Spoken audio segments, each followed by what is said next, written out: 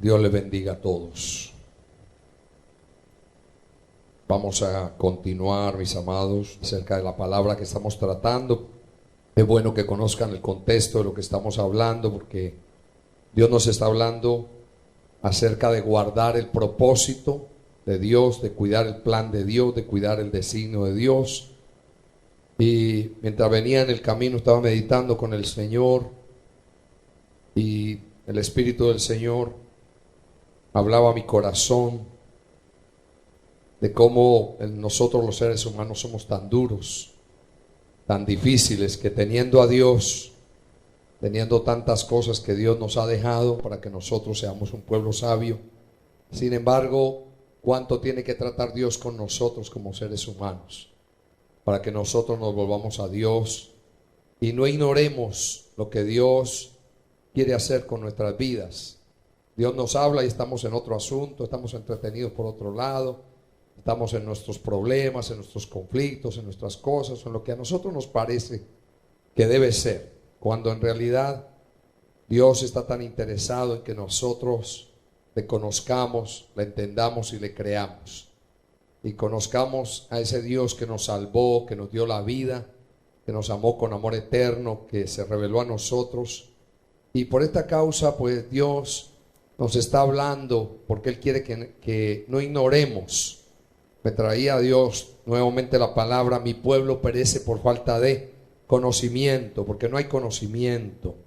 No hay conocimiento en nosotros de ese Dios, y por lo tanto por eso no hay respeto tampoco para Dios, no hay temor tampoco en nosotros para Dios. Y tenemos todos, sin excepción, que aprender. Nadie puede decir ya lo logré, ya lo alcancé. Simplemente estamos en la escuela, pero Dios quisiera que todo su pueblo llegase al conocimiento, llegase hasta la estatura del varón perfecto, como dice la palabra. Y Dios nos está hablando entonces en toda esta palabra, estas exposiciones que nos ha dado los días lunes, los sábados, los viernes, y nos ha estado hablando acerca del guardar el propósito.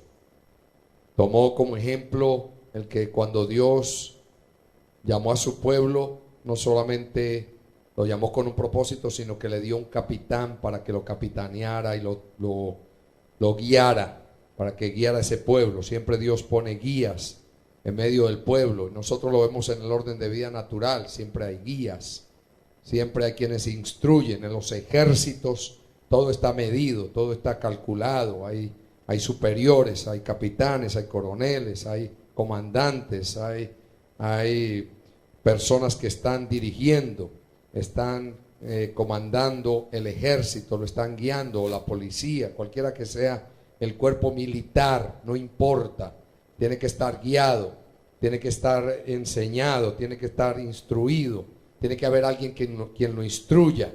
Y Dios pone órdenes también en todo esto para que haya un respeto también a lo que Dios establece y a lo que Dios pone. Así como en el orden de vida natural se respetan las autoridades, también Dios pone ese respeto para que haya respeto, y también se cumpla todo el orden, se cumpla todo lo que se establece. Como alguien dice por ahí entre los dichos populares, sin embargo tienen tanta sabiduría: o la milicia se cumple o se acaba el regimiento, y el regimiento no se va a acabar, así que hay que cumplir con la milicia. El que se dispone para ser soldado tiene que someterse a toda la milicia dentro del cuerpo al cual se inscribió o al cual firmó. Si firmó para pertenecer a ese cuerpo, tiene que cumplir con esa milicia. Así nosotros también, como hijos de Dios, fuimos llamados para cumplir un propósito, y Dios está trabajando con nuestras vidas para hacernos entender con tanta claridad, porque Dios quiere que su pueblo no ignore. Es una de las cosas que Dios ha dicho muchas veces: yo no quiero que ustedes ignoren. Lo dijo a través del apóstol Pablo: no quiero que ignoréis, hermanos. Y comienza a hablar de todo el proceso que Dios tuvo con el pueblo para enseñarle también a ese pueblo que Él tenía a su cargo, a esas iglesias, de que no ignoraran todo lo que Dios hizo con Israel, porque nosotros no podemos ignorarlo. Esto nos tiene que servir como una enseñanza, como una lección para todos nosotros y para que nosotros nos mantengamos en el propósito y sigamos la instrucción de Dios, porque para nosotros es muy difícil seguir la instrucción de Dios. Somos por naturaleza hijos de ira, somos rebeldes y Dios tiene que tratar mucho con nuestras vidas, como cada uno de los padres trata con los niños. Así somos nosotros con Dios, parecemos niños. Dios tiene que continuamente estarnos diciendo las cosas, diciéndolas hasta cuando las entendamos y las aprendamos. Y así pasa con los niños. Para un niño entrar en obediencia, qué difícil es. Y como esto es un proceso, entonces Dios nos está hablando de ese proceso, nos está diciendo lo que tenemos que hacer. Así que aquí Dios nos ha estado hablando justamente de cómo Dios elige un pueblo, elige un capitán, elige un hombre y elige también un propósito. O sea, tiene un propósito. No es que lo elija, sino que lo planifica. Dios planificó un propósito con su pueblo, que siempre ha sido el mismo, a través de los tiempos. Aunque los tiempos cambien, aunque las épocas cambien, aunque las culturas cambien, aunque los hombres se metan en la cultura y en los avances científico-técnicos, sin embargo Dios sigue siendo el mismo, porque Dios no ha cambiado. Los principios de Dios no cambian, los principios de Dios no están de venta, los principios de Dios no pueden ser movidos por el hombre, los principios de Dios siguen siendo los mismos desde el principio. Dios es el mismo ayer, hoy, siempre y por los siglos de los siglos. Quiere decir que Dios no cambia, en Él no hay sombra de variedad, porque Dios no cambia, Dios no se muda. Tristemente nosotros los hombres hemos metido a Dios en el tiempo, en la distancia, lo hemos metido a Dios en las dimensiones del hombre, lo hemos metido en la cultura, lo hemos metido en muchas cosas, lo hemos metido hasta en las razas, de tal manera que hay quienes dicen que Jesucristo era negro y empiezan a hablar un montón de especulaciones y cosas por el estilo para desvirtuar lo que Dios ha establecido. Pero Dios va tratando con nosotros para que vayamos entendiendo y comprendiendo qué es lo que Él quiere hacer con nuestra vida y cómo Dios quería siempre a través del tiempo, cuando levantaba un instrumento para que fuera al frente, que ese instrumento tuviera el corazón de Dios. Y ya nosotros hablamos de David, que fue el primer rey, porque cuando el pueblo pidió un rey como las demás naciones, Dios le dio a Saúl, y Saúl no tenía el corazón de Dios. Saúl no había pasado por la mano de Dios, Saúl no había pasado por el proceso de Dios. Para que un hombre tenga el corazón de Dios, Dios tiene que pasarlo por su proceso, tiene que pasarlo por su mano, tiene que tratar. Como también Dios espera que un hombre, cuando Dios lo llama y lo ha pasado por el proceso, espera que ese hombre sea un testimonio y un ejemplo para las generaciones que vienen. Dios quería, ya hemos tocado este tema varias veces, Dios quería que ese pueblo que se levantó después de Noé, ese pueblo continuara viviendo para Dios. Todo el pueblo. Pero no pasó así. Fue como la oportunidad de un segundo Adán. Porque nosotros sabemos que el segundo Adán ya en la perfección es Jesucristo. Pero Noé era como un segundo Adán, porque Noé pasó por un proceso en las manos de Dios. Fueron 100 años construyendo un arca. Y no es fácil soportar lo que tuvo que soportar Noé. Aunque la escritura no narra la manera como Noé construyó, pero estoy seguro y muy seguro de que Noé tuvo que sufrir oprobio, escarnio, burla, persecución por estar haciendo lo que estaba haciendo para Dios. Porque ¿a quién se le ocurre ponerse a construir un arca que porque el mundo se va a acabar? Eso no cabe en la cabeza de nadie. Y fueron 100 años. 100 años de preparación de un hombre que le creyó a Dios durante esos 100 años. Estoy seguro que en esos 100 años tuvo sus altas y sus bajas. Tuvo momentos de crisis, momentos muy difíciles. Y sin embargo Dios lo cruzó por todo ese camino y estoy seguro que estaba con él para hacerle superar todo ese proceso por el cual tuvo que pasar Noé, para que Noé pudiera ser un instrumento en las manos de Dios y glorificar el nombre del Señor. Entonces, Dios pasa a Noé por ese proceso, para que fuera un ejemplo para los demás, pero para sus hijos no fue un ejemplo perfecto. Después, ya ustedes saben lo que pasó, plantó una viña y después de la viña tomó el fruto y sacó vino y se emborrachó de la viña y se desnudó y ya sus hijos, ya usted sabe lo que pasó de ahí en adelante.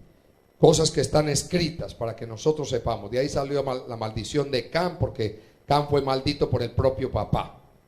El mismo Noé lo maldijo y de ahí en adelante cuántas generaciones se levantaron. O sea que vemos cómo la maldad otra vez llenó la tierra. Y después entonces Dios manda a Jesucristo. Pero el tema es mirar cómo un hombre que es Dios tiene que tener el corazón de Dios. Tiene que ser un instrumento en las manos de Dios. Y ya hemos comenzado a estudiar, después de hablar de que Dios permite que el reino de Israel se divida entre el reino del norte y el reino del sur. Ya sabemos que son las 10 tribus el reino del norte, 2 tribus el reino del sur. Y Dios permite entonces que haya esta división con un propósito, para tratar con Judá. ¿Por qué? Porque Dios amó a Judá, amó la casa de David. Y Dios le hizo las promesas a David. Y nosotros también sabemos que según la carne, de ahí nació Jesucristo, del linaje de David. Pero aquí tenemos que ver cómo Dios quería que de David se levantara un ejemplo. Inclusive todos aquí, los reyes, siempre dice, no anduvo en los caminos de su padre David. No anduvo. ¿Por qué? Porque ¿quién era el ejemplo? David. ¿Cómo vivió David? ¿Cómo David vivió para Dios? Como David cuando pecó, porque Dios no le oculta el pecado a nadie, ni las debilidades a ningún hombre. Como cuando David pecó se humilló, vino a Dios, le pidió perdón y salieron las palabras más lindas de la boca de David, porque se humilló, porque reconoció que contra Dios era el pecado, reconoció que Dios era el que lo guiaba, reconoció que Dios era el que lo guardaba, a él clamaba, a él pedía, a él invocaba. Y toda la vida de David fue un ejemplo en el sentido de un hombre que tiene el corazón de Dios, porque tiene el corazón para Dios. David le creyó todo el tiempo a Dios, vivió para Dios y dependió de Dios, y nos enseñó muchas cosas. Por eso a través de los salmos hay tantas enseñanzas de lo que Dios le reveló a David, porque David tenía el corazón para Dios. Tristemente el pueblo y la gente que David tenía al lado no tenía un corazón como el de David. Tenía otro corazón, andaba por otro lado, andaba pensando en otros asuntos, en otras cosas. Y ya estudiamos un poquito acerca de eso. Pero de ahí en adelante Dios siguió tratando con Judá, porque fue levantado Salomón como rey, y después del reino de Salomón fue cuando se dividió el reino, y allí Dios entonces comienza a tratar con Judá. Y ya hemos estudiado algunos reyes de Judá, para que veamos qué corazón tenían. Y Dios nos ha dado muchas enseñanzas ya acerca del corazón de estos reyes, de qué corazón tenían, cómo actuaron. Algunos actuaron muy mal, otros actuaron bien, pero a lo último se desviaron. Y Dios no quiere que nadie se desvíe. Dios quiere que cuando Dios le entrega un propósito a alguien, permanezca hasta el día que descienda al sepulcro. Para nosotros no es solamente hasta el día que descendamos al sepulcro, sino que si no descendemos al sepulcro, pues que veamos la parucía y que volemos con el Señor. Entonces Dios está tratando con nuestras vidas para llevarnos a obedecerle, a creerle y a obedecerle, y a que el propósito de Dios no se pierda más. Por esto cuando Dios le entrega el propósito a un hombre, espera que ese hombre sepa administrar lo que Dios le encomendó, que permanezca, no importa que haya vientos, no importa que haya tormentas, no importa que haya tempestades, no importa que haya circunstancias adversas, no importa que venga lo que venga, no importa que pase lo que pase. Siempre que un hombre quiere y desea vivir para Dios, Dios lo va a guardar y lo va a cuidar en medio de todas las adversidades, y lo va a proteger para la gloria de su nombre. Aleluya. Porque ese es el propósito de Dios y es el plan de Dios. Nosotros ya hemos visto ejemplos de reyes como Asa, Si el pueblo, si ustedes están conmigo, yo voy a estar con ustedes. Si ustedes me buscan, yo les voy a dar a ustedes prosperidad, les voy a dar paz por todas partes. Yo les voy a dar paz. Pero si ustedes me dejan, yo los dejo. Yo los dejo. O sea que esto es recíproco. Tiene que ser recíproco. Yo no creo que nadie ame y está esperando no ser amado. El amor se paga con amor. Dios nos hablaba esta mañana del amor, porque el amor ya nosotros sabemos que es sufrirlo todo y soportarlo todo y tolerarlo todo. Si yo amo a Dios, por amor a Dios lo soporto todo. Así como Dios entregó a su Hijo, lo entregó por amor, lo dio por amor, ¿verdad que sí? Lo dio por amor y se sacrificó entregando a su Hijo. ¿Quién de nosotros está en condiciones de dar un hijo? Nadie está en condiciones de dar un hijo. Los que tienen hijos en las naciones, ¿darían un hijo? ¿Darían un hijo por alguien? Nadie da un hijo por nadie. Nadie se desprende de un hijo para salvar a nadie. Nadie. Si a usted le dice que para salvarle la vida a un amigo suyo, usted tiene que dar su hijo, ¿usted lo da? ¿Usted lo entrega? Usted no lo entrega. ¿Cómo lo va a dar? Pero Dios dio a su Hijo. Y ahí vemos que el amor implica soportar, implica sufrir, implica pasar por muchas cosas. Entonces Dios trabaja con nuestras vidas para que entendamos lo que Dios quiere hacer. Y estábamos estudiando un poquito acerca de Ezequías, porque Ezequías comenzó muy bien. ¿Cómo comenzó Ezequías? Muy bien. Ezequías comenzó a hacer lo que tenía que hacer. Dios estaba complacido con él. Y aquí nosotros estamos estudiando en Crónicas, pero veamos la historia de Ezequías, que está aquí un poquito más detallada en Segunda de Reyes, capítulo 18. Está un poco más detallada que lo que dice Segunda de Crónicas.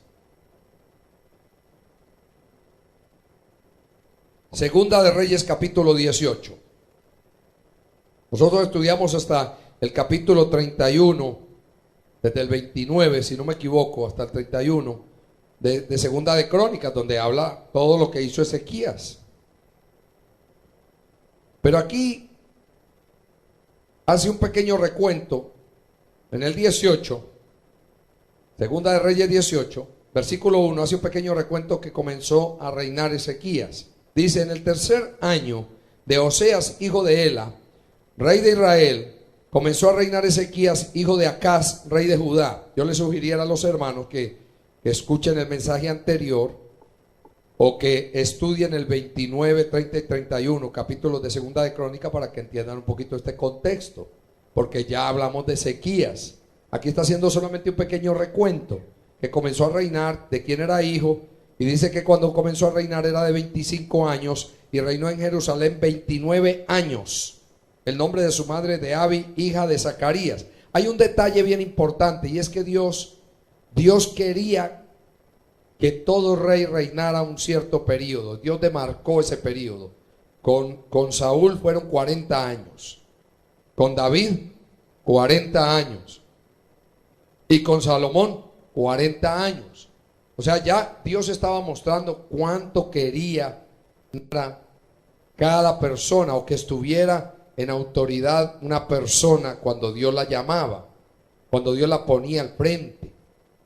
Y estoy hablando dentro del antiguo pacto. Yo no estoy hablando aquí del nuevo. Estoy hablando de la dispensación después de Cristo. Pero vemos que había un orden en Dios, porque 40 en la Biblia es un número de prueba. Dios quería que pasara el pueblo en 40 días el desierto. Sin embargo, el pueblo no lo pasó en 40 días. Le tomó 40 años. Aunque el 40 está ahí, Dios toma el 40 de muchas maneras en la palabra para hablar, y siempre habla de tiempo de prueba. 40 días y 40 noches fue el diluvio. Llovió durante 40 días y 40 noches. Llovió sobre la tierra. Siempre el número de prueba. Entonces, este hombre solamente reinó, ¿qué? Dice aquí, reinó en Jerusalén 29 años. El nombre de su madre fue Abi, hija de Zacarías. Hizo lo recto ante los ojos de Jehová, conforme a todas las cosas que había dicho hecho David su padre. ¿Usted ve a quién se refería? ¿Quién es el ejemplo aquí? David. David está siendo tomado como un ejemplo. Por eso fue que Dios dijo que David tenía un corazón como él. Y la gente dirá, pero el pecado de David, el pecado de David, pues es que no era el pecado de David. Aquí Dios está hablando qué corazón tenía David. Dios no está esperando que ningún hombre no peque, porque no hay hombre que haga el bien y nunca peque. Pecamos por naturaleza. Ahora no está diciendo de pecar deliberadamente. Dios no está diciendo eso.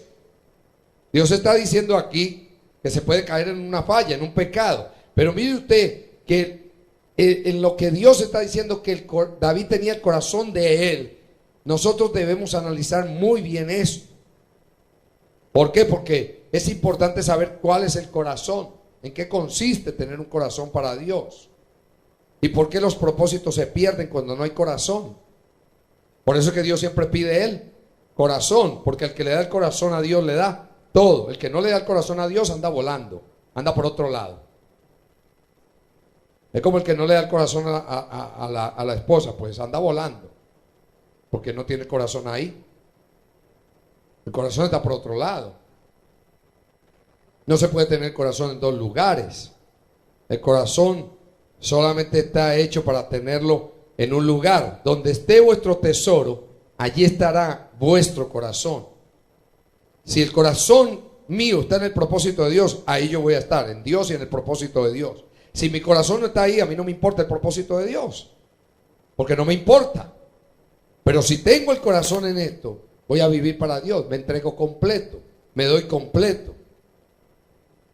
Y entonces dice, hizo lo recto ante los ojos de Jehová conforme a todas las cosas que había hecho David su padre. Él quitó los lugares altos. ¿Se acuerda que lo que dijimos, que lo primero que hace un instrumento cuando comienza a reinar, qué es? O cuando comienza a dirigir, quitar los lugares altos del pueblo, donde el pueblo adora. Por eso es que el pueblo hay que llevarlo a Dios. La concentración de todo instrumento en las manos de Dios es llevar el pueblo a Dios. No va a llevar el pueblo a vanidad ni a orgullo, porque suficiente tenía en el mundo. ¿Cómo voy a llevar el pueblo a carnalidad? Tengo que llevar el pueblo a vivir para Dios, a amar a Dios, a temer a Dios, a respetar a Dios, y a que el pueblo quite todos los lugares de adoración, a que solamente adore al Dios vivo, al Dios verdadero. Aleluya. Que solamente adore al que vive y reina por los siglos de los siglos. Porque Dios me manda a mí solamente a adorarlo a Él, a vivir para Él.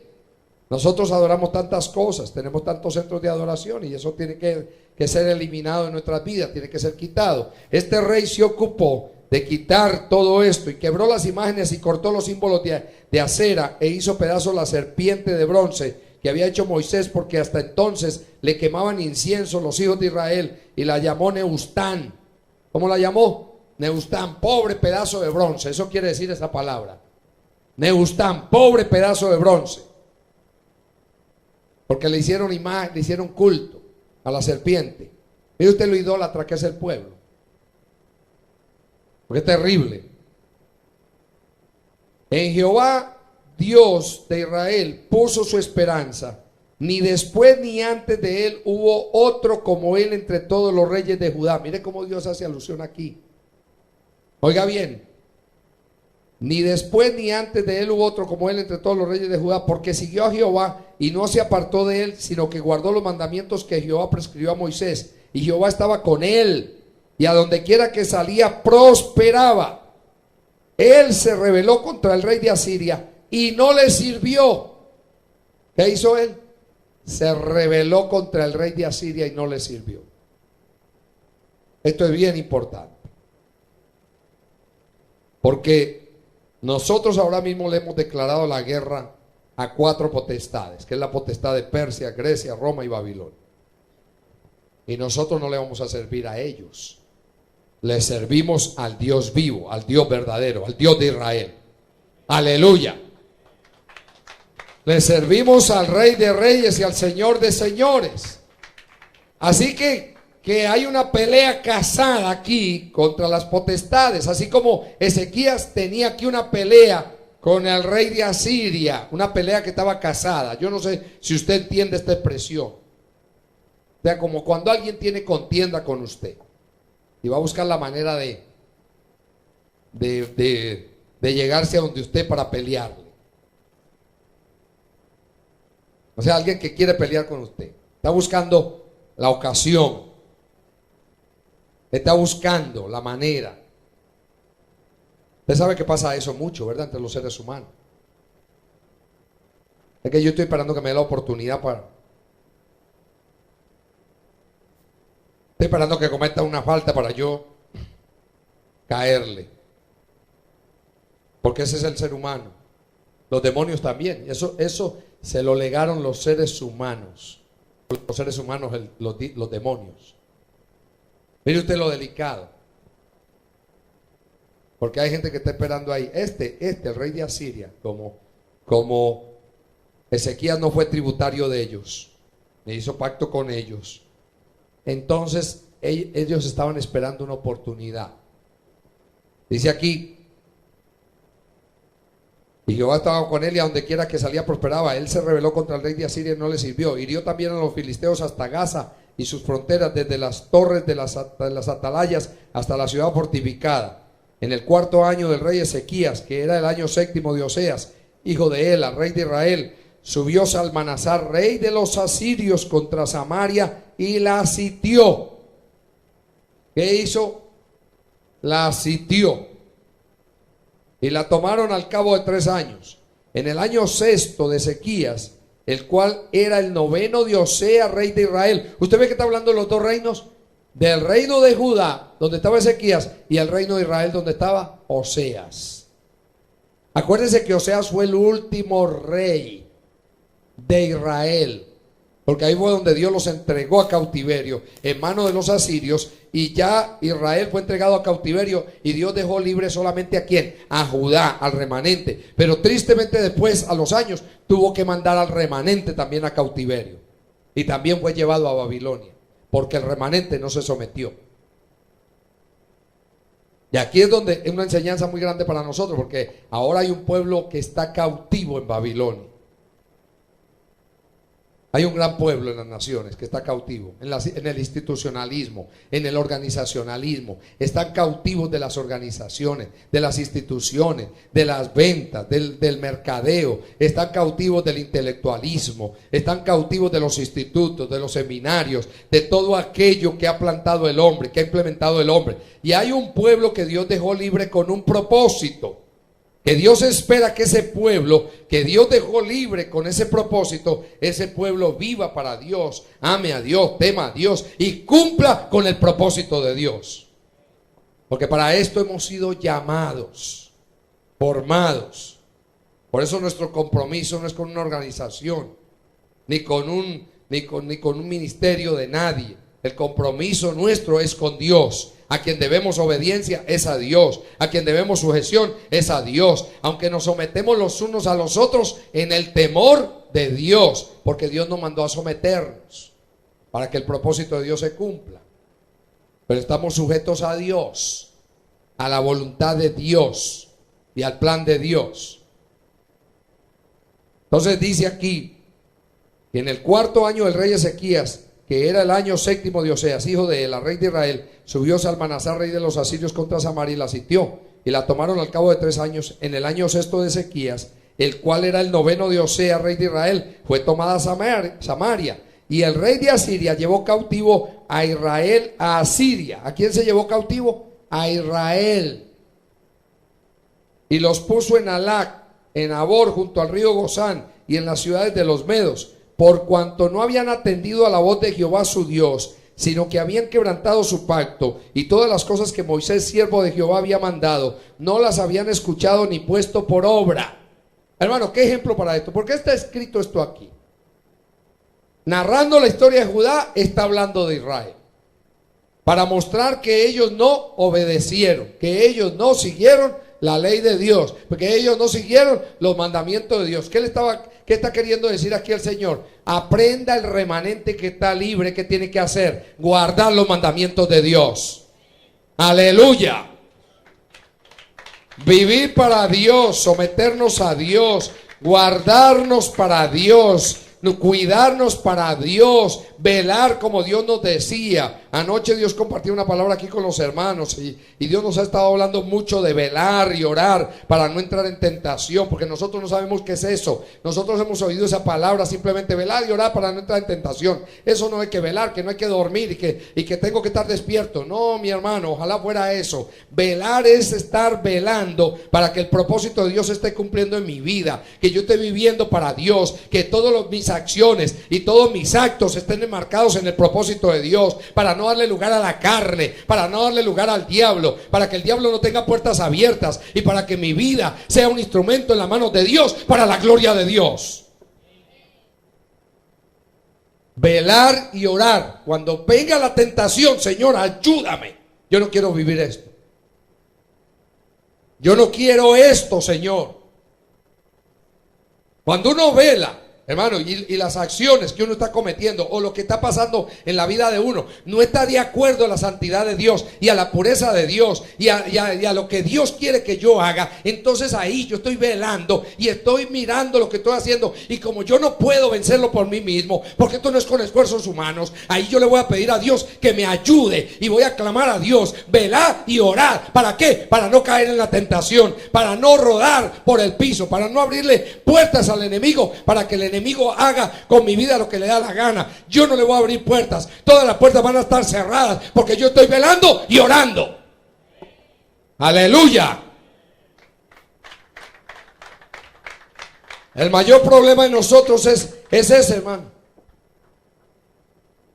Tiempo de velar y ser sobrios. Tiempo de velar y no ser borrachos. ¿Por qué? Porque el borracho, ¿qué hace? No reconoce su condición. El borracho está mal y dice que está bien. ¿O no le pasa al borracho eso? Usted le dice a un borracho, usted está borracho, ¿y qué dice el borracho? Yo no estoy borracho. Yo no estoy borracho. Si es tiempo de velar y ser sobrios, tengo que estar sobrio y reconocer que estoy fallando. Reconocer que mis acciones no están correctas, porque le estoy dando lugar al enemigo. El enemigo entra. Apenas yo le abro una puerta, él está mirando a ver qué puerta se queda abierta para entrar. Él está mirando, él está observando. Entonces, si estamos velando, como dice por ahí un cántico, que estarás tú velando como las 10 vírgenes. Estarás tú velando. ¿Qué es lo que le toca al pueblo de Dios en este tiempo? Velar. Velar para ver si estamos viviendo la fe. Velar para ver si estamos haciendo lo que Dios nos ha mandado. Velar para ver si estamos guardando los mandamientos. Velar para ver si estoy haciendo lo que tengo que hacer. Porque no sea que yo, siendo heraldo, que fuimos llamados todos para ser heraldo, vengamos a ser eliminados, reprobados. Entonces Dios nos habla a nosotros. ¿Para qué? Para ver si estamos guardando los mandamientos. ¿Qué fue lo que no hizo el pueblo aquí? No guardó los mandamientos. Y por esa causa fue llevado cautivo. Cautivo. Porque Dios se entrega a cautiverio. Dice el versículo 13: a los 14 años del rey Ezequías, subió Sennacherib, rey de Asiria, contra todas las ciudades fortificadas de Judá y las tomó. Oiga bien, a los 14 años del rey Ezequías subió Sennacherib, rey de Asiria, contra todas las ciudades fortificadas de Judá y las tomó. Estaban fortificadas las ciudades, estaban bien vigiladas. Ahora arremetió contra Judá. Se levantaron los enemigos contra Judá. Estaban fortificadas.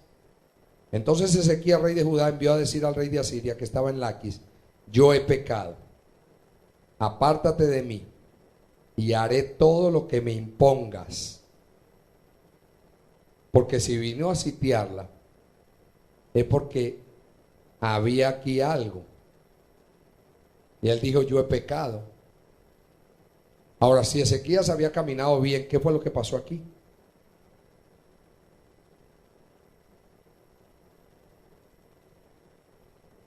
Es bueno que meditemos en esto, porque cuando él dice aquí yo he pecado, si él estaba bien, ahí en el versículo 7 dice Jehová estaba con él y a donde quiera que salía prosperaba. Él se rebeló contra el rey de Asiria, no le sirvió. O sea que él no se sometió a servirle a los enemigos. Él vivía para Dios, y aquí está dando el ejemplo de Israel. Mire lo que sigue diciendo y vamos a entender esto. Apártate de mí, haré todo lo que me impongas. Y el rey de Asiria impuso a Ezequías, rey de Judá, 300 talentos de plata y 30 talentos de oro. Dio por tanto Ezequías toda la plata que fue hallada en la casa de Jehová y en los tesoros de la casa real. Entonces Ezequías quitó el oro de las puertas del templo de Jehová y de los quiciales que el mismo rey Ezequías había cubierto de oro, y lo dio al rey de Asiria. Después el rey de Asiria envió contra el rey Ezequías al Tartán, al Rapsaris y al Rapsacés con un gran ejército a Jerusalén, y subieron y vinieron a Jerusalén. Y habiendo subido, vinieron y acamparon junto al acueducto del estanque de arriba, en el camino de la heredad del lavador. Llamaron luego al rey, y salió a ellos Eliaquín, hijo de Hilcías, mayordomo, y Sebna, escriba, y Joa, hijo de Asá, canciller. Aquí hay algo bien importante que yo quiero que usted note. Mire usted cómo para el enemigo no había diferencia entre el reino del sur y el reino del norte. Era el mismo pueblo, porque era el pueblo de Dios. Quiere decir que el enemigo va a pelear contra lo que sea pueblo de Dios. El hecho que Dios hubiera separado entre el reino del norte y el reino del sur no estaba haciendo diferencia en el pueblo para el enemigo. Y como Israel había fallado, ahora el enemigo quería llevarse también el remanente a Judá. Por eso es que es importante vigilar ahora y velar. Y aquí nosotros nos vamos a dar cuenta porque mucha gente flaquea y se va y deja las filas porque el enemigo va entrando. Aquí comenzó a salir parte del tesoro. ¿Qué es el oro y qué es la plata? La plata es un tipo de redención. El oro es un tipo de excelencia. En nosotros está la redención y la excelencia de Dios.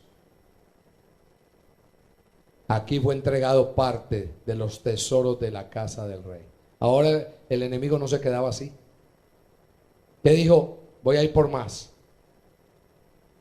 ¿Debe? Porque el remanente tiene que guardarse. Y se lo digo al remanente, porque la gente no entiende lo que es la lucha, que la lucha que tiene el pueblo no es contra carne ni sangre, y el enemigo va a trabajar por todos los medios para sacar la gente del propósito, para sacarla del plan, para sacarla del designio, para sacarla de la voluntad, para que no cumpla el plan de Dios. Va a trabajar, y el que abra puertas, ya usted sabe lo que va a pasar. Dice aquí, esto es muy importante. Llamaron luego al rey y salió a ellos Eliaquín, hijo de Hilcías, mayordomo, y Sebna, escriba, y Joa, hijo de Asá, canciller, y les dijo el Rapsacés: decid ahora a Ezequías, así dice el gran rey de Asiria, ¿qué confianza es esta en que te apoyas? O sea que, ¿cómo seguía Ezequías? Confiado. ¿Cómo estaba Ezequías? Confiado. ¿Cómo debe estar alguien que fue puesto para capitanear al pueblo? Confiado. Confiado. Tiene que seguir confiado. No puede volver atrás. Dices, pero son palabras vacías. Consejo tengo y fuerzas para la guerra. ¿Mas en qué confías que te has rebelado contra mí? ¿Mas en qué estás confiando que te has rebelado contra mí? ¿Que no has cedido a mis pretensiones? ¿Que no has cedido a lo que yo quiero? Dice, he aquí que confías en este báculo de caña cascada en Egipto, en el cual si alguno se apoyare, se la entrará por la mano y la traspasará. Tal es Faraón, rey de Egipto, para todos los que en él confían. Y si me decís, nosotros confiamos en Jehová nuestro Dios, ¿no es aquel cuyos lugares altos y altares ha quitado Ezequías y ha dicho a Judá y a Jerusalén, delante de este altar adoraréis en Jerusalén? Oiga bien lo que le dice. Dice, nosotros confiamos en Jehová nuestro Dios. ¿No es aquel, o sea ese Dios, cuyos lugares altos y altares ha quitado Ezequías, y ha dicho a Judá y a Jerusalén: delante de este altar adoraréis en Jerusalén. Ahora pues yo te ruego que dé rehenes a mi señor el rey de Asiria, y yo te daré 2000 caballos si tú puedes dar jinetes para ellos. ¿Cómo pues podrás resistir a un capitán, al menor de los siervos de mi señor, aunque estés confiado en Egipto con sus carros y su gente de a caballo? ¿Acaso he venido yo ahora sin Jehová a este lugar para destruirlo? Jehová me ha dicho: sube a esta tierra y destrúyela. Oiga lo que dice el enemigo. Entonces dijo Eliaquín, hijo de Hilcías, y Sebna, y Joa al Rabsacés: te rogamos que hables a tus siervos en arameo, porque nosotros lo entendemos, y no hables con nosotros en lengua de Judá, a oídos del pueblo que está sobre el muro. Y el Rabsacés les dijo: me ha enviado mi señor para decir estas palabras a ti y a tu señor, y no a los hombres que están sobre el muro, expuestos a comer su propio estiércol y beber su propia orina con vosotros. Ay, ay, ay, ay, ay. Tremenda palabra. Entonces el Rabsacés, o sea, por lo que le viene, miren la amenaza. Entonces el Rabsacés se puso en pie y clamó a gran voz en lengua de Judá, y habló diciendo: oíd la palabra del gran rey, el rey de Asiria. Así ha dicho el rey: no os engañe Ezequías, porque no os podrá librar de mi mano. ¿Qué es lo que viene el enemigo a decir?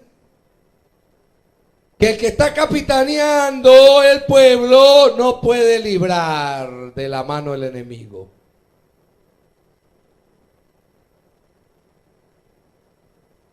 En otras palabras, este no puede hacer nada.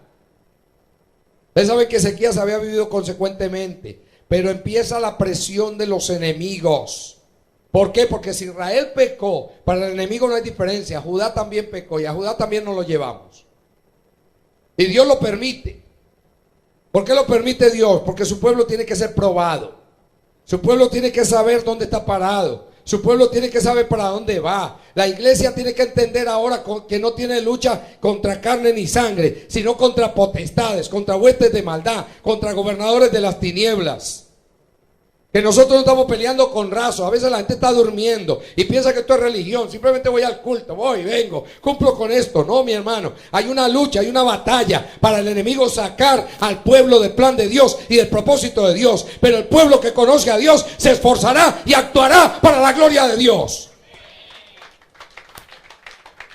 El pueblo que conoce a Dios, hermano, no se deja arrastrar por las maquinaciones del enemigo. El mayor problema de nosotros, ¿qué es? Que nosotros no vemos caras, vemos gente, vemos hombres y mujeres, pero no vemos los demonios.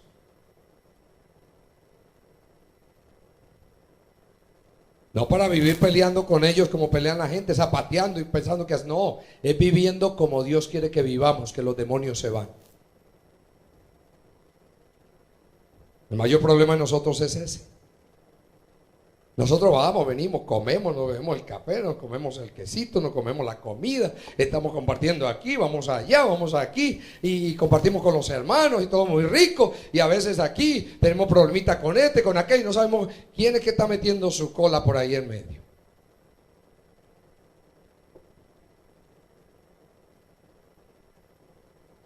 No miramos nunca eso, miramos las actuaciones de la gente. ¿Quién es el que viene, hermano, para dividir y para separar? ¿Quién es el que viene? Mire usted todo el ofrecimiento y toda la burla. Aquí dice: podrá Ezequías. No os engañe Ezequías, porque no os podrá librar de mi mano. ¿A quién se lo estaba diciendo? A los que estaban ¿dónde? Hermano, usted está leyendo.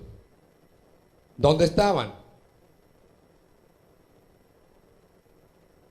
A los hombres que estaban sobre el muro. Ah, usted como que no lee. A ver, ¿a quién se lo estaba diciendo? ¿Los que estaban dónde? Sobre el muro. Que estaban velando, que estaban vigilando. Ah, que estaban en el propósito, que estaban en el plan. Aquellos que verdaderamente están velando, aquellos que están conscientes del plan de Dios. Hermano, yo le voy a decir una cosa: el enemigo no va a venir a trabajar con gente que está descuidada y con gente que está haciendo lo que... Porque ese no necesita sacarlo del propósito, ese ya está afuera. El enemigo va a venir a trabajar con aquellos que están. Contra aquellos que están. Y aunque el propósito de esta noche no es tanto dar esta lección, sino mostrar el corazón de Ezequías. ¿Y qué corazón tenía el pueblo? Y aquí los enemigos lo estaban haciendo a espaldas de Ezequías. Porque el enemigo viene y trabaja por detrás. ¿O usted cree que el enemigo viene y le informa al líder lo que va a hacer con las ovejas? Él viene y se come las ovejas y la oveja se expone. Y por eso la advertencia y la labor de alguien que está en el frente debe ser advertir a las ovejas de lo que hay. Amén. Apáguenme los micrófonos, por favor, los hermanos que se conecten. Apáguenme los micrófonos. Y les dijo el sacerdote, bueno, aquí les habla. No os engañe Ezequías, porque no os podrá librar de mi mano, dice el enemigo. O sea, ese líder que ustedes tienen no lo va a poder librar de mi mano. Me lo voy a comer. Me lo voy a llevar. Y no os haga Ezequías confiar en Jehová diciendo, oiga qué atrevido. ¿Usted cree que el enemigo viene y habla qué? Y no os haga Ezequías confiar en Jehová diciendo. O sea, ese les está mintiendo. Es el que los está llevando a Dios, los está engañando a ustedes. ¿Ven cómo arremetió el pueblo contra Moisés? ¿Quién era? El enemigo usando el pueblo. Arremetieron contra Moisés. ¿Para qué nos sacaste a este desierto? ¿Para matarnos? ¿Para hacernos morir de hambre? ¿Quién le metió sus pensamientos?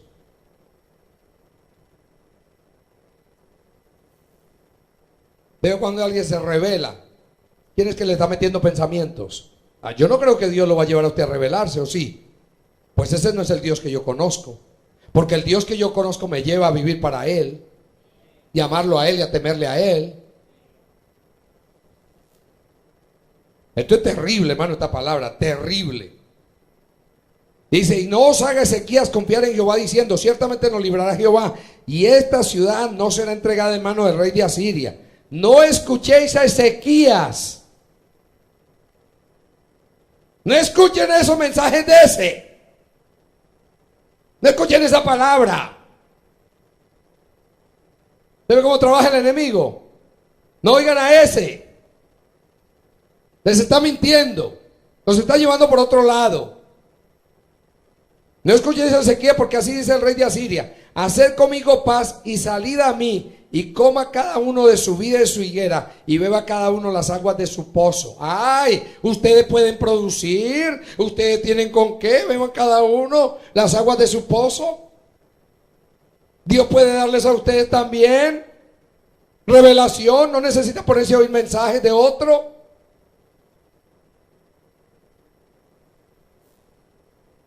El enemigo es muy sutil para trabajar.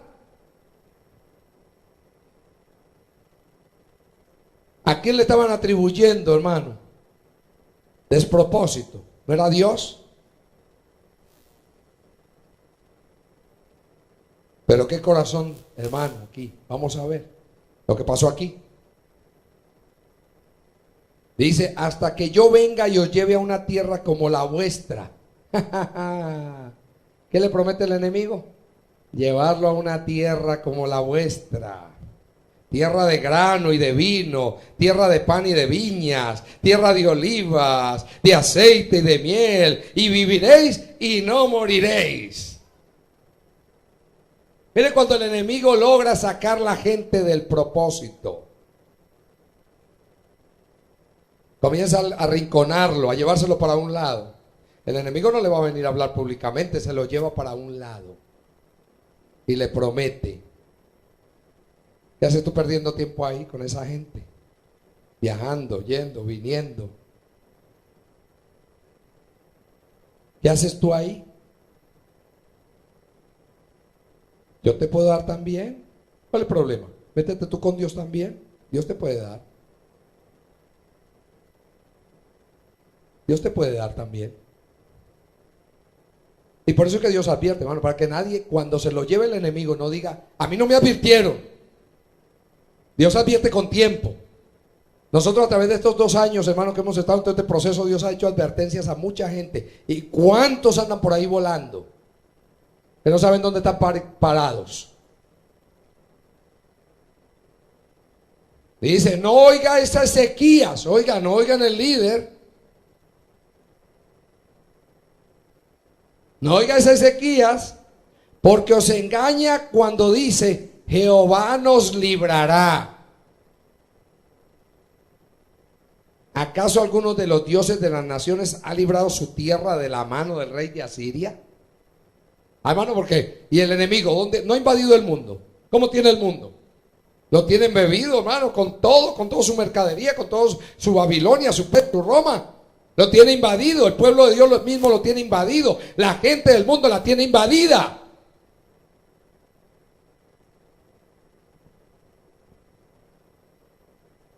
Están invadidos.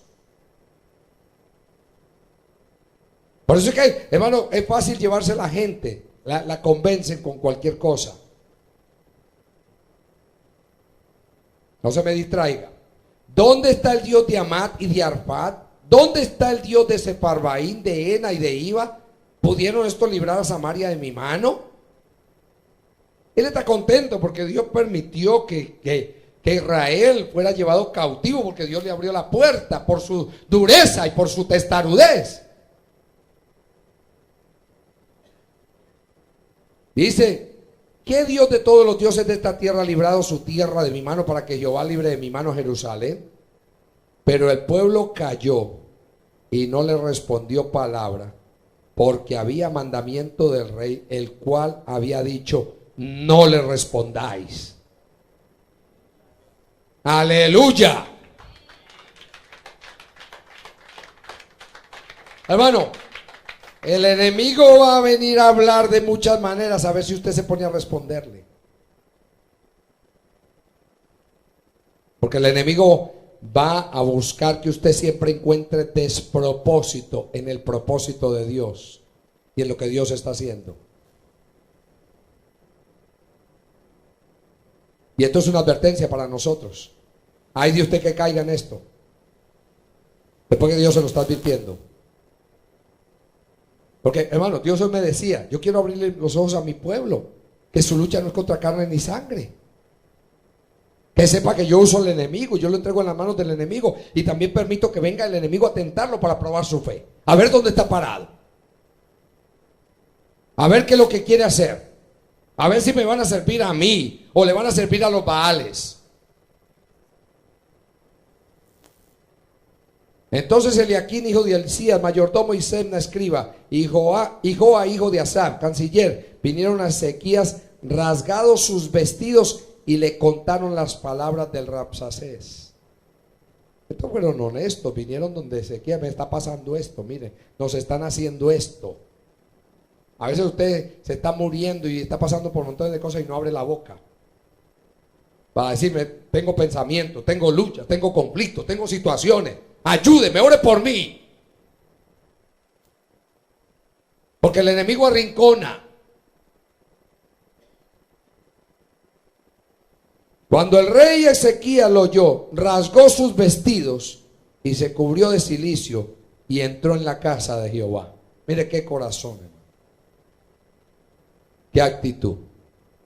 Como la actitud que debe tener siempre alguien que está dirigiendo un pueblo, pero también el pueblo de Dios. Buscar la presencia de Dios. Buscar el rostro de Dios. El enemigo va a hacer que su carne se le salga. El enemigo va a hacer que usted actúe de mala manera. El enemigo va a hacer que usted no haga lo correcto. El enemigo siempre va a llevarlo a hacer lo incorrecto para que usted quede mal y por lo tanto Dios quede mal. Dice aquí, y envió a Eliaquim, mayordomo, a Sebna, escriba, y a los ancianos de los sacerdotes cubiertos de cilicio, al profeta Isaías, hijo de Amós, para que le dijesen, así ha dicho Ezequías, este día es día de angustia, de reprensión y de blasfemia, porque los hijos están a punto de nacer, y la que da luz no tiene fuerzas. Imagínese usted, la iglesia a punto de parir. El remanente tiene que parir, pero el remanente no tiene fuerzas. ¿Cómo está el remanente? Sin fuerzas. Yo no sé si usted entiende, hermano, una mujer que va a dar a luz y ahora no tiene fuerzas. ¿Y cómo va a parir? Cuando si algo que necesita la que va a parir es fuerza, porque y lo que viene y lo que está por llegar, que no es fácil. Mire usted, hermano, estas palabras, a mí me ministra tanto esto, hermano. Quizá oirá Jehová tu Dios todas las palabras del Rabsacés, a quien el rey de los asirios, su señor, ha enviado para blasfemar. ¿A quién? Al Dios viviente. ¿Contra quién se levantaron? Contra el Dios viviente, hermano. Por eso es que el remanente tiene que agarrarse de Dios, pegarse de Dios, creerle a Dios y vivir para Dios. Vivir para Dios es obedecer a Dios, es guardar los mandamientos de Dios. Es estar sometidos al plan de Dios, al propósito de Dios, al designio de Dios. Por eso Dios necesita no solamente un líder con el corazón de Dios, sino también un pueblo con el corazón de Dios, para que el propósito de Dios se pueda cumplir en este tiempo, de que un pueblo sea instrumento en las manos de Dios, para que Cristo resplandezca a través de ese pueblo. ¿Cómo Dios va a resplandecer? El enemigo trabaja y la gente se deja envolver.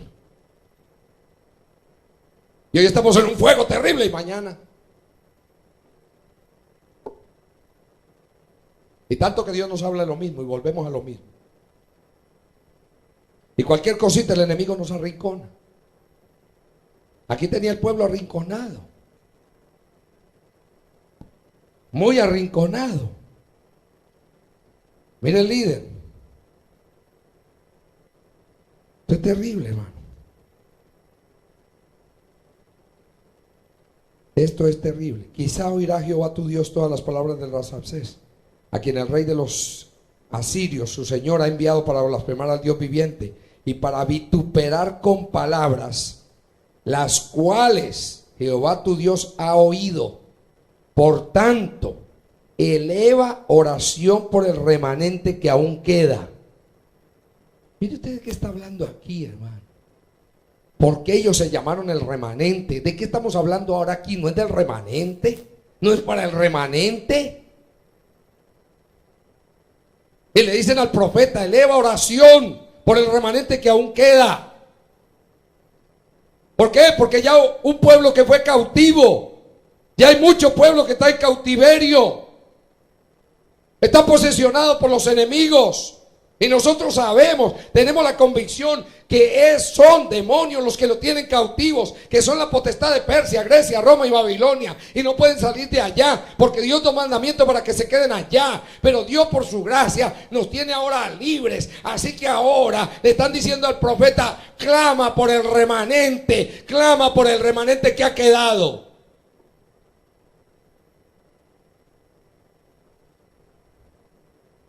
Vinieron pues los siervos del rey Ezequías a Isaías. E Isaías le respondió, así diréis a vuestro Señor, así ha dicho Jehová, no temas por la palabra que has oído, con los cuales me han blasfemado los siervos del rey de Asiria. He aquí pondré yo en él un espíritu, y oirá rumor, y volverá a su tierra, y haré que en su tierra caiga a espada. ¿Quién respondió? Dios respondió. ¿Pero en quién se apoyó Ezequías? En Dios. Buscó al profeta porque creía al profeta. Buscó al profeta, así como en tiempo de Josafat dice, creed a su profeta y seréis prosperados. Crean que soy yo que estoy mandando palabra. Crean que soy yo que estoy tomando un pueblo de la tierra. Crean que soy yo el que ha mandado ya el juicio para la iglesia y el juicio para Israel. Crean que soy yo que estoy dando oportunidad para el arrepentimiento. Crean que soy yo que estoy mandando la palabra a los confines de la tierra y que voy a levantar instrumentos en los confines de la tierra para que mi propósito sea cumplido. Crean que soy yo. El problema es que nosotros jugamos y respetamos lo que Dios está haciendo.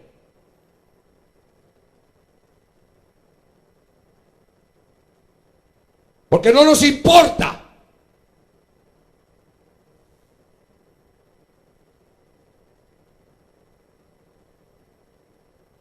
Y dice el 8: y regresando el Rabsacés halló al rey de Asiria combatiendo contra Limna, porque oyó que se había ido de Laquis, y oyó decir que Tirhaka, rey de Etiopía, había salido para hacerle guerra. Y envió embajadores a Ezequías diciendo: así diréis a Ezequías, rey de Judá: no te engañe tu Dios, en quien tú confías. Oiga, qué terrible. Para decir: Jerusalén no será entregada en manos del rey de Asiria.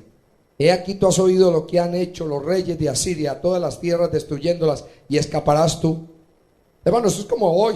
Hermano, ¿usted cree que como está esta sociedad, como está este mundo, cautivo de los demonios, como está la misma iglesia, cautiva, nosotros somos tan pocos, esparcidos en las naciones? Y yo no estoy hablando solamente del grupito que estamos relacionados, no, el remanente es poco relativamente, porque hoy no todo el mundo quiere entregarse a Dios y vivir para Dios. La gente que quiere entregarse a Dios es muy poquita, es muy poca. Todo el mundo está pensando en sus deseos, en sus anhelos, en sus gustos. Todo el mundo quiere cogerlo suave. Todo el mundo quiere vivir de descanso en descanso. El que vive para Dios, hermano, es poco, muy poco el que se entrega verdaderamente. Las presiones sociales, las presiones del trabajo, de las necesidades. Y ahí está Persia con el dinero. Lo que más necesita el mundo es dinero, y pelea por el dinero. Entonces Persia se aprovecha de eso. Y Babilonia, confusión, la mercadería, vendiéndole mercadería, que la gente compre, que se mete en deudas, que se mete en conflictos. Hermano, todo eso absorbe. Y entonces por eso ellos dicen aquí: nadie se va a escapar, van a tener que rendirse delante de nosotros. ¿Qué naciones que se ha escapado en nuestra mano? Porque ahí están las presiones. ¿Quién quiere vivir hoy comiendo arroz con huevo? Quiere comer manjares, quiere comer camarones, quiere comer pescado, quiere comer otra cosa. Son presiones del enemigo.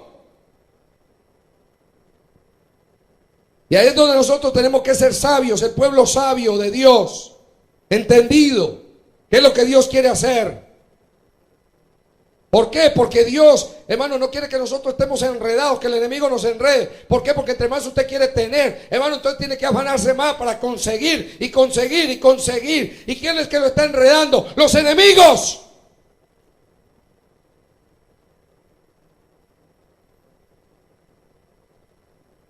¿Cuánto Dios nos habla? ¿Oímos? Pasemos así. Que no me hable este. Porque la gente siempre piensa que es un capricho. Cuando yo veo la palabra, yo digo: Dios mío, Dios mío, ¿cuánto hay aquí? Dice: ¿acaso libraron sus dioses a las naciones que mis padres destruyeron? Esto es Gozán, Harán, Resef y los hijos de Edén que estaban en Telazar. ¿Dónde está el rey de Amad, el rey de Arpad y el rey de la ciudad de Sefarbaín, de Ena y de Iba? Y tomó Ezequías las cartas de mano de los embajadores, y después que las hubo leído, subió a la casa de Jehová. Ay, hermano, ¿qué estaba haciendo entonces Ezequías continuamente? Buscando a Dios. No podía dejar de buscar a Dios. Yo no tengo que pararme a ver qué están diciendo los enemigos, qué están haciendo. No puedo dejar de buscar a Dios. Que lo oigan los capitanes que están allá. No pueden dejar de buscar a Dios. Y le extendió Ezequías, dice, subió a la casa de Jehová y las extendió Ezequías delante de Jehová. Y oró Ezequías delante de Jehová diciendo, o sea que Ezequías, ¿qué estaba haciendo? ¿No estaba velando? para que el propósito de Dios se cumpliera. Hermano, la oración no es para yo tirarle nada a nadie, la oración es para yo hablar con Dios y pedirle a Dios que obre, que trabaje, que tenga misericordia, que libre, que guarde, que cuide, que preserve, que ayude, que nos lleve a vivir para Él. Y oró Ezequías delante de Jehová diciendo: Jehová Dios de Israel, que moras entre los querubines, solo tú eres Dios de todos los reinos de la tierra. Tú hiciste el cielo y la tierra. Inclina, oh Jehová, tu oído y oye. Abre, oh Jehová, tus ojos y mira, y oye las palabras de Senaquerí, que ha enviado a blasfemar al Dios viviente. Es verdad, oh Jehová, que los reyes de Asiria han destruido las naciones y sus tierras. Hermano, eso es verdad. Hermano, yo tengo que ver que eso es verdad. Que la iglesia también está destruida por Babilonia, por Persia, por Grecia y por Roma. Eso es verdad. Yo no puedo negar lo que estoy viendo. Yo estoy viendo cómo la gente está endeudada, cómo está hasta aquí de deudas, las tarjetas de crédito, pagando intereses por todos lados. Hermano, debiendo todo, de todo. ¿Por qué? Porque se han metido en deudas y en conflictos y en situaciones y están ahí cautivos. Todo eso es verdad. Aquí Ezequías está diciendo: Señor, eso es verdad. Es verdad, oh Jehová, que los reyes de Asiria han destruido las naciones y sus tierras, y que echaron al fuego a sus dioses, por cuanto ellos no eran dioses, sino obra de manos de hombre, madera o piedra, y por eso los destruyeron. Ahora pues, oh Jehová Dios nuestro, sálvanos. ¿Qué pidieron? Sálvanos. Ezequías estaba diciendo: sálvanos. Te ruego de su mano para que sepan todos los reinos de la tierra que solo tú, Jehová, eres Dios. Aleluya. Sálvanos. Sálvanos. Hermanos, yo no me voy a poner a pelear con nadie que está siendo perturbado por espíritus. Yo voy a orar a Dios para que Dios lo salve. Sálvanos de los enemigos. Líbranos de los enemigos. Líbranos, líbranos, líbranos. Guárdanos. Que no corramos tras ellos. Que no convenzan a nuestros hermanos. Que no convenzan al remanente. Dice aquí: entonces Isaías, hijo de Amós, envió a decir a Ezequías: así ha dicho Jehová Dios de Israel, lo que me pediste acerca de Senaquerí, rey de Asiria, he oído. Hermano, el profeta tenía el oído bien puesto, porque lo que le estaba pidiendo al rey en el secreto, Jehová se lo contó al profeta. Dijo: anda y dile. Usted ve que dio sus instrumentos. ¿No podía Dios decírselo a Ezequías directamente? Pero Dios usó el profeta. El problema es que la gente no entiende eso, que Dios usa instrumentos para hablar. Para hablar. Y no el instrumento que a mí me da la gana, es el que Dios manda. Aunque a mí no me guste, como le pasaba acá. A mí no me gusta este profeta porque siempre me profetiza cosas malas.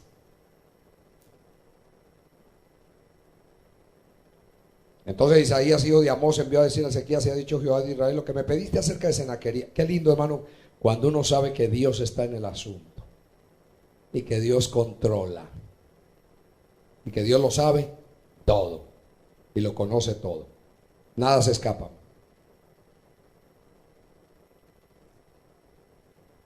Dice: esta es la palabra que Jehová ha pronunciado acerca de él. La virgen hija de Sión te menosprecia, te escarnece, derribe su cabeza, la hija de Jerusalén. ¿A quién has vituperado y blasfemado? ¿Y contra quién has alzado la voz? Y levantando en alto tus ojos contra el Santo de Israel. Por mano de tus mensajeros has vituperado a Jehová. Y has dicho: con la multitud de mis carros he subido a las alturas de los montes, a lo más inaccesible del Líbano. Cortaré sus altos cedros, sus cipreses más escogidos. Me alojaré en sus remotos lugares, en el bosque de sus feraces campos. Yo he cavado y bebido las aguas extrañas. He secado con las plantas de mis pies todos los ríos de Egipto. ¿Nunca has oído desde tiempos antiguos? Yo lo hice, y que desde los días de la antigüedad lo tengo ideado, y ahora lo he hecho venir. Y tú serás para hacer desolaciones, para reducir las ciudades fortificadas a montones de escombros. Sus moradores fueron de corto poder, fueron acobardados y confundidos. Vinieron a ser como la hierba del campo y como hortaliza verde, como heno de los terrados, marchitado antes de su madurez. He conocido tu situación, tu salida y tu entrada, y tu furor contra mí, por cuanto te has airado contra mí, por cuanto tu arrogancia ha subido a mis oídos. Yo pondré mi garfio en tu nariz y mi freno en tus labios, y te haré volver por el camino por donde viniste. Y esto te daré por señal, oh Ezequías: este año comeréis lo que nacerá de suyo, y el segundo año lo que nacerá de suyo, y el tercer año sembraréis y segaréis, y plantaréis viñas, y comeréis el fruto de ellas. Y lo que hubiera escapado, lo que hubiera quedado de la casa de Judá, volverá a echar raíces abajo. ¿Ve que Dios le está anunciando que viene destrucción? Pero que va a quedar un resto, que va a quedar un remanente. Dice, volverá a echar raíces abajo y llevará fruto arriba, porque saldrá de Jerusalén remanente. ¿Se ve cómo Dios lo anunció? ¿Saldrá de dónde? De Jerusalén remanente, y del monte de Sión los que se salven. El celo de Jehová de los ejércitos hará esto.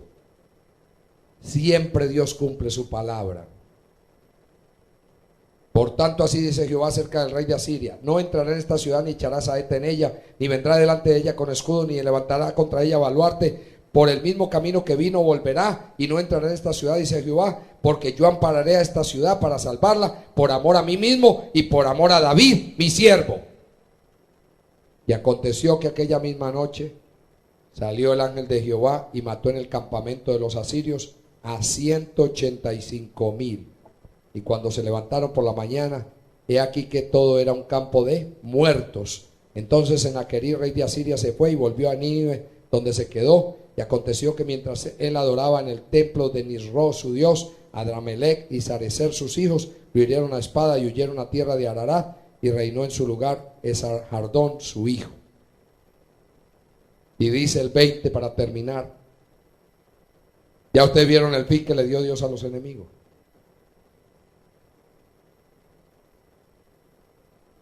Como Dios quiere que nosotros hagamos, como Dios quiere que su pueblo haga, como Dios quiere que un líder haga. ¿Qué tiene que hacer cuando ve que el pueblo, hermano, está siendo perturbado y se lo están llevando? Y buscar a Jehová y clamar a Dios, por si acaso tiene misericordia. Dice: en aquellos días Ezequías cayó enfermo de muerte, y vino a él el profeta Isaías, hijo de Amós, y le dijo: Jehová dice así. Usted ve que el profeta nunca se acercó a Ezequías para reprenderlo y para decirle nada. Estaba el profeta, sin embargo fue un instrumento para darle buenas noticias. Porque cuando un profeta viene a hablar algo, es porque algo se mueve. Cuando Dios usa la boca de un profeta para hablar algo, es porque algo se mueve.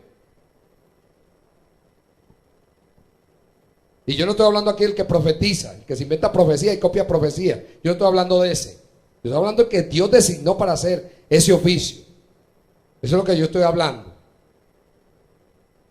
Entonces, dice: en aquellos días Ezequías cayó enfermo de muerte, y vino a él el profeta Isaías, hijo de Amós, y le dijo: Jehová dice así: ordena tu casa, porque morirás y no vivirás.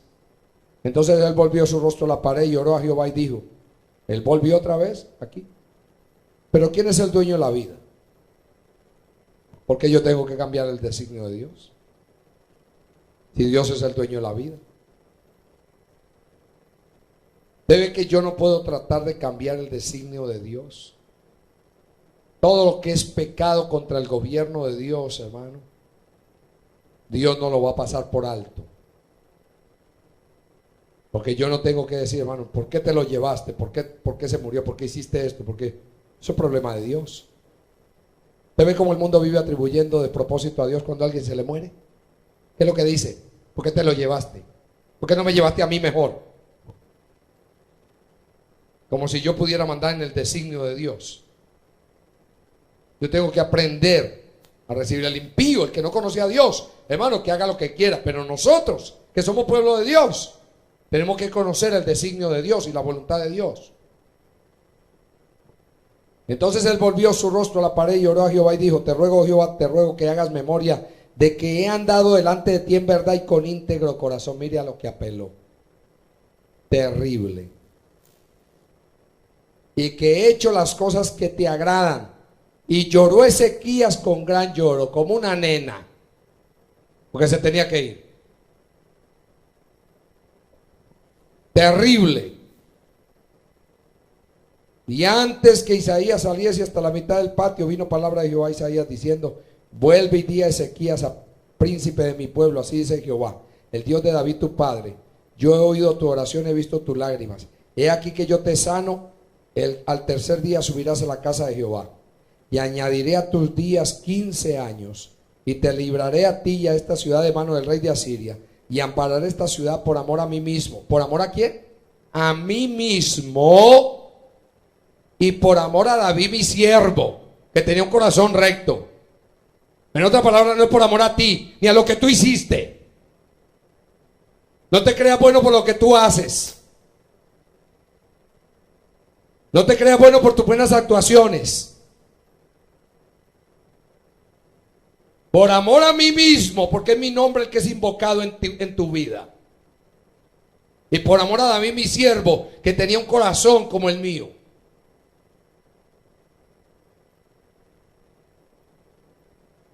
Dice aquí: y dijo Isaías: tomá masa de higos, y tomándola la pusieron sobre la llaga y sanó. ¿Usted ve que Dios puede usar algo? Y Dios da la instrucción. Podía sanarlo así, sin ponerle nada. Por eso, si Dios da mandamiento de hacer algo, de beberse algo, de tomarse algo, hermano, se lo toma si Dios lo dice. Porque la gente a veces está tan pegada que tiene que ser así de esta manera. Dios hace lo que a Él le da la gana y como Él quiere. Él es soberano. Y Ezequías había dicho a Isaías: ¿qué señal tendrá de que Jehová me sanará y que subiré a la casa de Jehová al tercer día? Respondió Isaías: esta señal tendrás de Jehová, de que hará Jehová esto que ha dicho: avanzará la sombra 10 grados o retrocederá 10 grados. Y Ezequías respondió: fácil cosa es que la sombra decline 10 grados, pero no que la sombra vuelva atrás 10 grados. ¿Qué significa eso?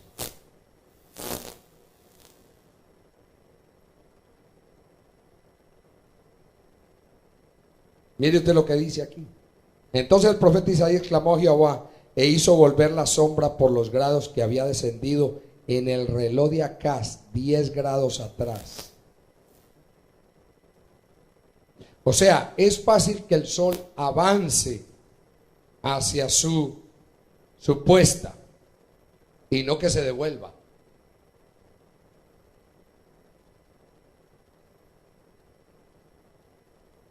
Mire usted que Dios quería darle una señal de algo que es totalmente imposible.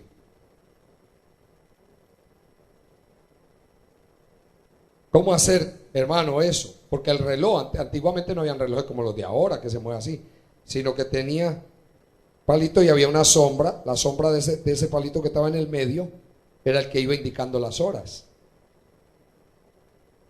A medida que el sol iba ocultándose. Cuando estaba en la mañana iba subiendo, la sombra se va perfilando. Usted sabe que a las 12, ¿dónde está la sombra? No se ve, no hay sombra. Pero cuando el sol comienza a decaer, la sombra comienza a verse. Que avance, está bien, pero que se devuelva. Porque los relojes no caminan hacia atrás, o no deben caminar hacia atrás, siempre van hacia adelante. Entonces el profeta Isaías clamó a Jehová e hizo volver la sombra por los grados que había descendido en el reloj de acá, 10 grados atrás, en aquel tiempo. O sea que le dio una tremenda señal de que estaba sano. En aquel tiempo, pero porque eso fue lo que le pidió: ¿qué señal tendré? Y de que suba a la casa de Jehová. O sea, un hombre que había vivido para Dios, que había amado a Dios, ¿cómo es que duda de Dios? ¿Cómo es que pide una señal tan tan grande. A este hombre le estaba pasando algo. En aquel tiempo Merodach Baladán, hijo de Baladán, rey de Babilonia, envió mensajeros con cartas y presentes a Ezequías, porque había oído que Ezequías había caído enfermo. Y Ezequías los oyó y les mostró toda la casa de sus tesoros, plata, oro y especias y ungüentos preciosos, y la casa de sus armas y todo lo que había en sus tesoros. Ninguna cosa quedó que Ezequías no le mostrase así en su casa como en todos sus dominios. Y entonces el profeta Isaías vino al rey Ezequías y le dijo: ¿qué dijeron aquellos varones y de dónde vinieron a ti? Y Ezequías le respondió: de lejanas tierras han venido, de Babilonia. ¿Quién lo estaba visitando? Babi. Usted ve que los enemigos van a venir cuando hay milagros, cuando hay prodigios, cuando hay señales, a ver si nos engrandecemos, porque Babi viene para ver qué actitud yo voy a tomar. Y en lugar de dar gloria a Dios, de honrar a Dios, porque ese es el corazón de un líder, que todo el tiempo le debe dar gloria ¿a quién? Al que hizo los cielos y la tierra. Sin embargo, no dio gloria a Dios. Y él le volvió a decir: ¿qué vieron en tu casa? Y Ezequías respondió: vieron todo lo que había en mi casa. Nada quedó en mis tesoros que no le mostrase. No le mostró la gloria de Dios. No le dijo: Dios me sanó. No le dijo: Dios tuvo misericordia de mí. Yo oré a Jehová y Jehová me sanó y Jehová me añadió años. Me dijo que había llegado el tiempo de partir y yo le tuve que apelar a todo lo bueno que había hecho y me salvó y me sanó. No dijo eso.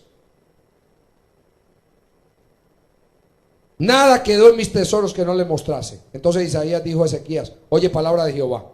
He aquí vienen días en que todo lo que está en tu casa y todo lo que tus padres han atesorado hasta hoy será llevado a Babilonia sin quedar nada, dijo Jehová.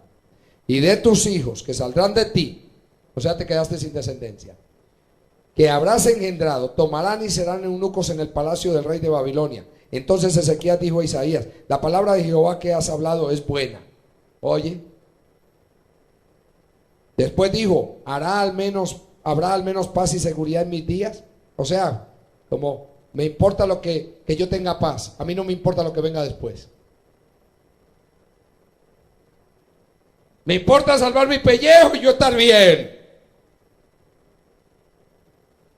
Esa no es la actitud, hermano, de alguien que está en autoridad. ¿Qué corazón tenía? ¿Le importaban los demás? Que se lo lleve el diablo a todos. Y dice, después dijo: habrá al menos paz y seguridad. Los demás hechos de Ezequías y todo su poderío, y cómo hizo el estanque y el conducto y metió las aguas en la ciudad, no está escrito en el libro de las crónicas de los reyes de Judá. Y durmió Ezequías con sus padres y reinó en su lugar Manasés su hijo, el hombre más perverso de toda la tierra. Y nació en los días que Dios le añadió. ¿De qué le sirvieron esos 15 años? De maldición, no de bendición. No dejó una posteridad para Dios, para que siguiera guiando al pueblo de Dios y siguiera cumpliendo el propósito, siguiera cumpliendo el plan. Mire usted que terminó. Por eso que Dios quiere levantar ahora. ¿Qué Dios quiere hacer ahora?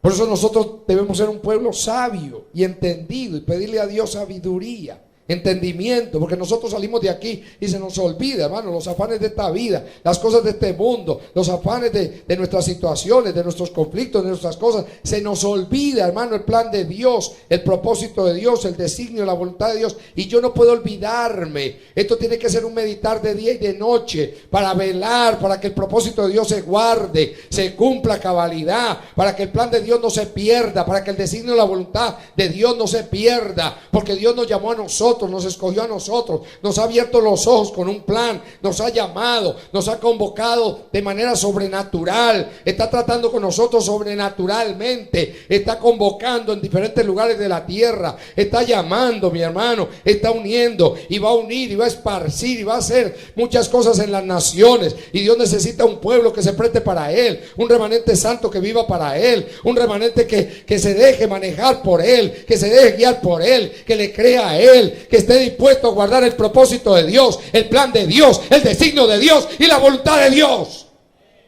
Dios necesita un pueblo esforzado y entregado.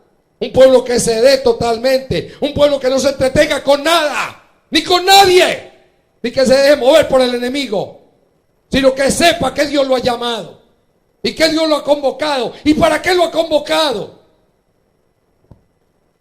¿Dónde está el pueblo de Dios?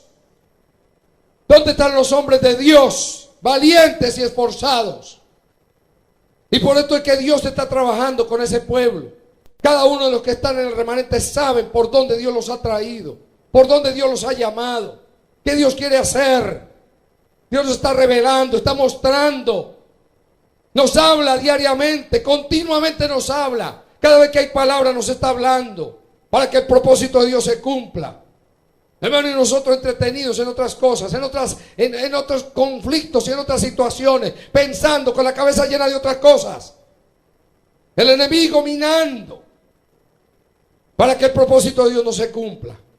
Pero Dios nos está hablando para que nosotros despertemos, para que nosotros entendamos y para que Dios pueda hacer con nosotros lo que tiene que hacer. Glorificar su nombre, porque Él necesita un pueblo que en este tiempo sea un instrumento en las manos de Él para poder glorificar su nombre, levantar su nombre, levantar su gloria, levantar su gracia y levantar su bendita misericordia. Mostrar que Él es el Dios verdadero y que fuera de Él no hay otro. Dios nos habla a nosotros para que entendamos y comprendamos, hermano. Porque es tiempo de velar y ser sobrios, de estar despiertos y de guardar el propósito, de cuidar el propósito, para que ese propósito sea cumplido. Cierra tus ojos.